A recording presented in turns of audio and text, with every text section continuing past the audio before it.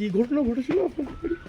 গতকাল 3:30 নাগাদ আমাদের এসিটা প্রথম গরম পড়ে প্রথম চালানো হয়েছিল। এবার চালানোর সঙ্গে সঙ্গে হঠাৎ দেখে কি লেজ জ্বলছে এবার দেখে তো স্বাভাবিকভাবে আমরা ভয়ই পেয়ে গেছি। ভয় পাওয়ার পরে তারপরে আমরা আবার চালিয়ে দেখছি কি হয়। তারপরে এসিটা দেখছি চলছে না, কেমন যেন একটা আওয়াজ হচ্ছে। আমি বললাম বন্ধ করে রাখো। এবার তারপরে দাদাদের বন দপ্তরে ফোন করা হয়েছে। টের পাননি যখন লেজ ঝুলছিল যে সাপ কিনা? মনে হয়েছে সাপ। তারপরে আমরা ছাদের উপরে যাই, গিয়ে দেখি যে ওটা কনফার্ম করার জন্য যে সাপ নাকি। তারপরে উপরে দেখছি কি মাথাটা দেখা যাচ্ছে। দেখে স্বাভাবিক ভয়ই পেয়ে গেছি। ভয় পাওয়ার পরে তারপরে ওনাদেরকে ফোন করা হয়।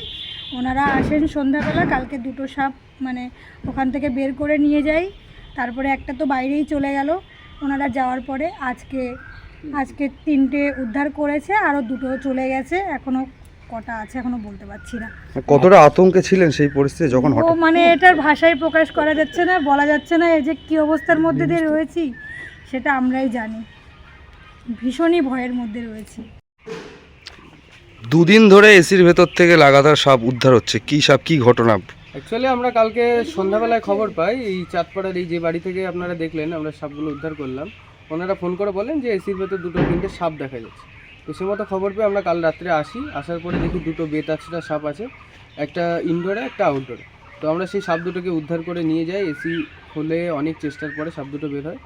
আবার পরবর্তীতে আজকে সকাল 8:30 নাগাদ ওনারা আবার ফোন করেন যে আবার নাকি ওই এসির ভেতর থেকে আবার সাপ দেখা যাচ্ছে।